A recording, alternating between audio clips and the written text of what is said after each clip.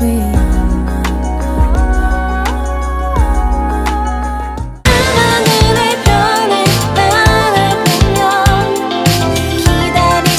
so for this video, I'm going to be sharing with you K-pop opinions or opinions that I will always agree on. And these are opinions that I've made myself from the start of my KTube channel till now. It could be from unpopular K-pop opinions videos, or it could be from other video ideas where I share like, opinions and stuff. Like, for example, KTube video ideas that shouldn't get views, which I made recently, or KTube videos that I dislike, or certain video ideas like this where I shared opinions on different things and made it in an unpopular K-pop opinions format. So I'm just going to be sharing with you opinions from the certain videos that I've made that I will always agree on and that I will never take back, that I will never, change up or switch up what I said because of the fact that, I will always agree on these. So I'm just making a compilation of maybe 5 or 6 opinions that I will always agree on that I've made in the past or I've made recently from the start of my YouTube channel all the way up till now that I will always stand by and agree on and never take back. Okay, so the first opinion that I will always agree on forever is the opinion about encore stages. K-pop stans and K-tubers I've seen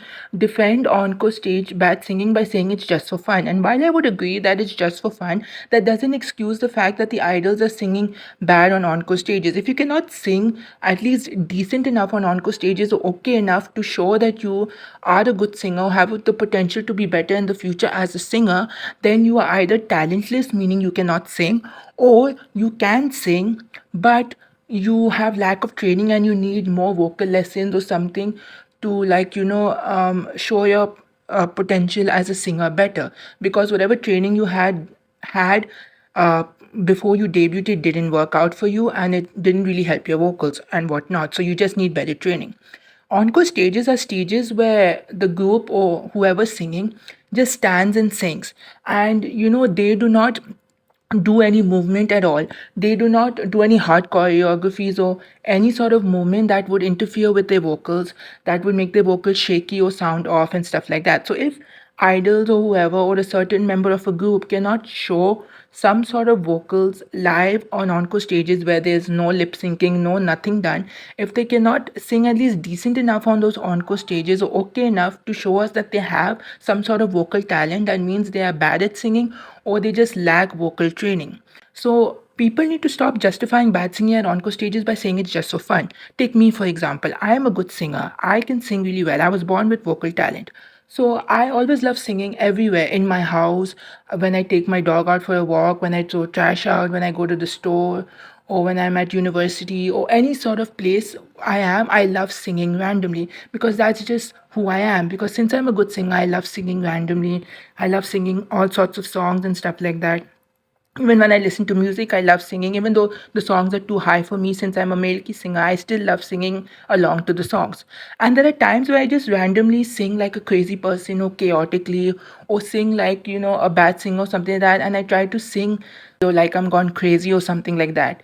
But even at those times when I'm not singing properly, when I'm doing unserious singing, when I'm singing as a joke, I still show a little bit of good vocals because I am a good singer and I was born with the talent. So even when I'm singing like a crazy person, when I'm singing unseriously, when I'm singing as a joke, I still show a little bit of good vocals that shows that I am a good singer. So if these idols cannot sing on encore stages where they don't have to, show any sort of movement or anything, where it's supposed to be just for fun, then that means they cannot sing or they lack the training. Okay, so the next opinion that I will always stand by and agree on forever is an opinion that I made previously about line distributions. Basically, it's an opinion that many KTubers have talked about, but I shared my own thoughts on it.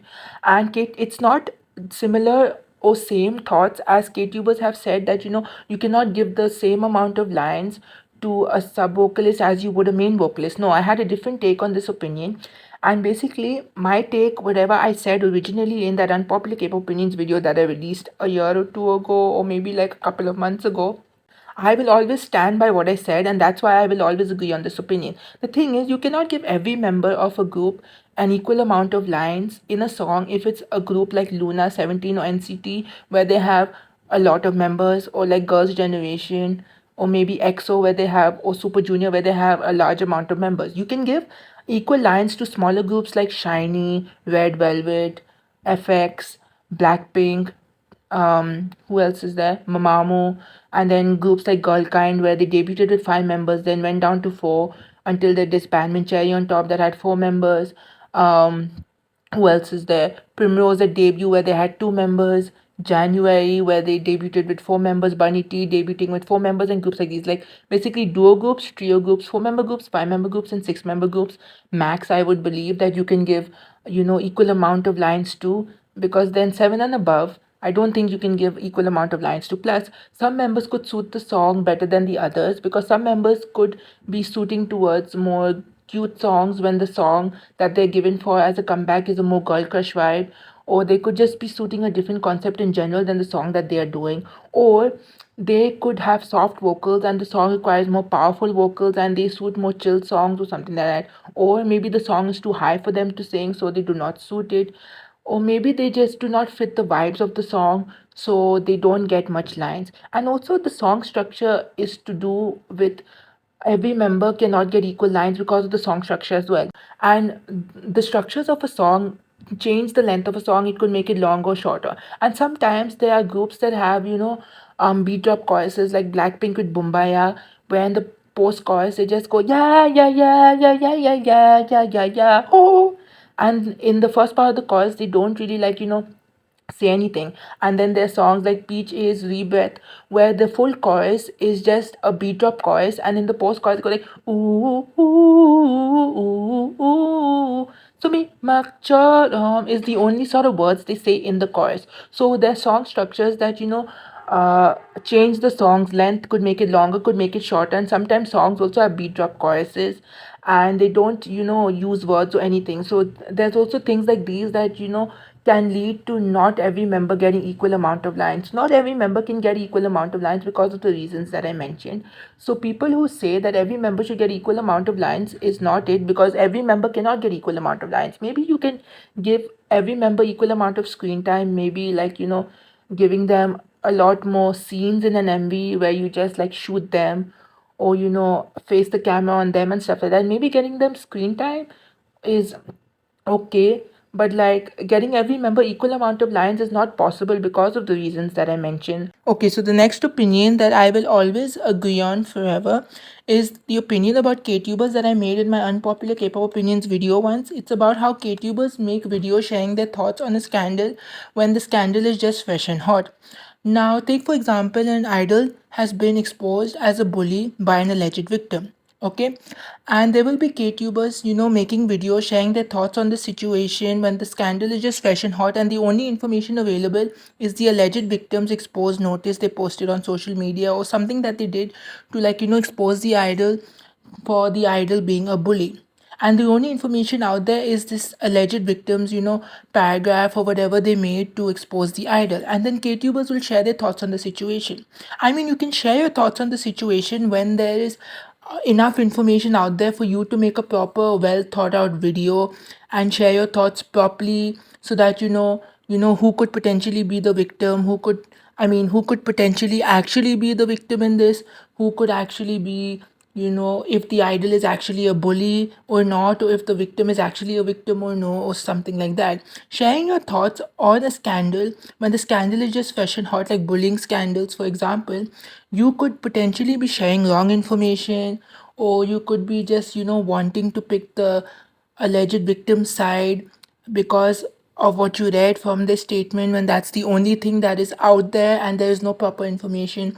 Or you could be like, spreading some sort of misinformation or say something stupid in the video where you could have just not made this video in the first place and you could have just stayed neutral and, waited for more information to come out rather than you making a video when the scandal is hot. I don't think I've ever seen K-tubers that are like this, but I'm pretty sure there are K-tubers who, want to, talk about controversies and scandals and bullying scandals in K-pop, since there's a lot of K-tubers who have talked about bullying scandals and or scandals in general and have shared their thoughts on it. There are definitely K-tubers who have, talked about scandals in K-pop when it's just, at the start of the scandal and there has been no information out except for, the victim's alleged post, for example, like bullying scandals, as I mentioned. And that's what I hate about this. K-tubers shouldn't be making videos when the scandal is just fresh and hot. They should wait for a couple of like weeks or so when there is more information out, so they can make a proper video and share their thoughts properly, or they can just leave out making the video entirely in case they say something stupid in general, even when there's no information, even when there's a lot of information out, I mean.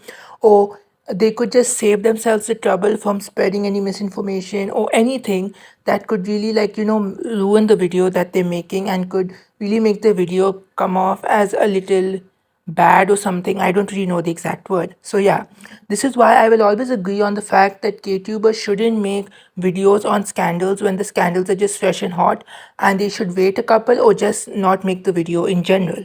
Okay, so the next opinion that I will always agree on forever is about bullying scandals, and it's about K-pop stans, some of them who have this believe the victim mentality. What I mean to say is that, say in a bullying scandal, an idol gets exposed for being a bully by an alleged victim who says they were bullied by the idol. Some K-pop stans will go and pick the side of the victim. First, they will not think about it and stuff like that. They will just pick the side of the victim, and they will believe in the victim because they would rather believe in a potentially lying victim than have an ounce of faith in a potentially innocent idol.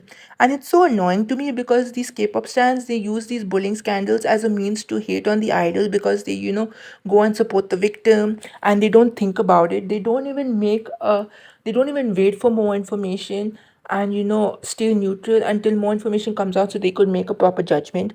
They don't even like what you call it research into things. They don't read things properly. They just see these scandals as an opportunity to hate on certain idols that have been embroiled in this bullying scandal, and they like you they support the victim because probably to them a victim is a victim, right? But like they do not have an ounce of faith that the idol could be innocent. They do not think about it. As soon as the bullying scandal starts, some K-pop stans will end up supporting the victim because the victim could potentially be a victim. And I know that the victim could be telling the truth. But if you look at Garam and Woojin's scandal, these are two scandals that have happened that were bullying scandals, and in both the situations, Garam and Woojin were innocent.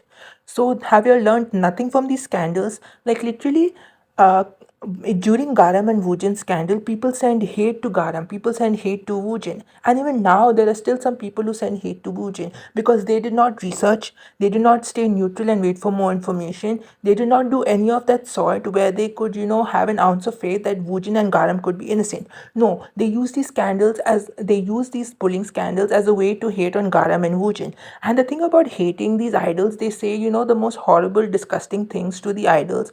They hate them, calling them talentless, calling them ugly and stuff, basically saying things to them that are not even related to the scandal. They just use these, bullying scandals as a means to hate on the idol because they love drama. I just hate some K-pop stans who just automatically take the victim side and, use this as a means to hate on the idol. A victim could be a victim, yes, but the idol could also be innocent, just like how in Woojin and Garam scandal, where both of them were innocent and the victim was the one who was lying. So it could be the other way, where the victim could be the person who was telling the truth and the idol could be a bully, but that has not happened yet, from my knowledge. So y'all should not have this believe the victim mentality. Y'all should stay neutral, wait for more information, do your own research and do these sort of things. Stop using these bullying scandals as a means for hating on certain idols who have been embroiled in a scandal just because you love drama. It's stupid and it's annoying and it should stop. Okay, so the last opinion that I will always agree on forever is related to K-tubers making out of context compilation video clips during a bullying scandal to prove that the idol is a bully in the bullying scandal. Like when an idol is exposed for being a bully by an alleged victim, there will be K-tubers making proof that ex-idol is a bully, and those videos are literally just out of context clips, meaning they take different clips of the idol from V-Lives, from reality shows and stuff like that, and then they will piece together certain parts of those clips and make it into a compilation sort of video to prove that the idol is a bully when these videos are not actually proof at all.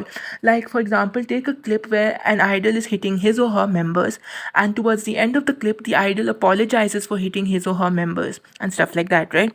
The KTuber will take the hitting part, add it to the video, cut the apology part, throw that in the trash, and only show the hitting part, and do that for multiple clips so that they could show that the idol is a bully and that the idol, hits the members and does all these sorts of bullying things that what a bully would do.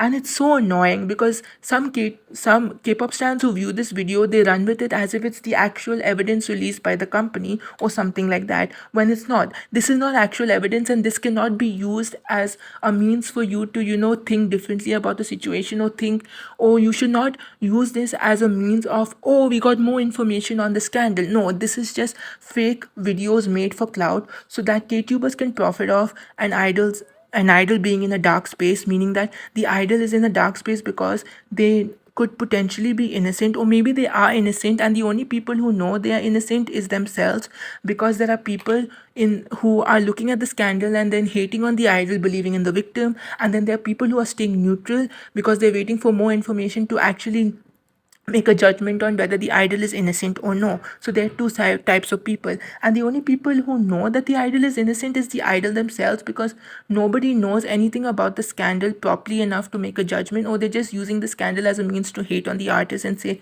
horrible things to the artist. So I just hate when these K-tubers make these sort of videos just so they can profit off an idol in a bullying scandal, when they are just trying to use these sort of videos to get clout and views, while the idol gets enormous amount of hate simply because these videos get a lot of views because they are made during the scandal. And then K-pop fans will view this video and they will think it's like, some proper evidence or something that they can run with and stuff like that, and they can use this as a means to tell people, oh, the idol is a bully, I saw this video on YouTube, blah blah blah blah blah. But in fact, these K-tubers making the videos are nobodies. They are not related to the company, they do not work in the company, they are not staff members, they are nothing. So why do you have to take these videos so to heart and think that they are actual evidence videos? You should take these videos with a grain of salt, because these are not actual evidence videos for you to actually run with it and be like, oh my god, the idol is a bully, oh, I saw this video on YouTube. No. And KTubers should stop making these videos and stop trying to profit off idols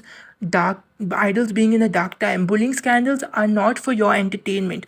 Idols images and reputations are being ruined by some person who probably wants attention on the internet, so they expose the idol and stuff like that, when the idol could be potentially innocent. Why are you making these videos and trying to get the idol more hate and causing them sadness and all these sorts of things? These idols could be potentially innocent or are innocent, but y'all are just using these scandals as a means to send more hate to the idols. Stop being a K-pop stan if you don't want to be respectful to idols, and you don't want to wait for more information and properly analyze the situation, and you just want to use bullying scandals as a means to send hate to the idol by making these videos, or allowing other people to send hate by viewing these out of context videos, just so you can get a quick view from people watching it, and you can get more subs and likes, and you can get popular. This is just and such a horrible way for you to get views and clout, when you can just be making regular KTube content and getting views the honest way.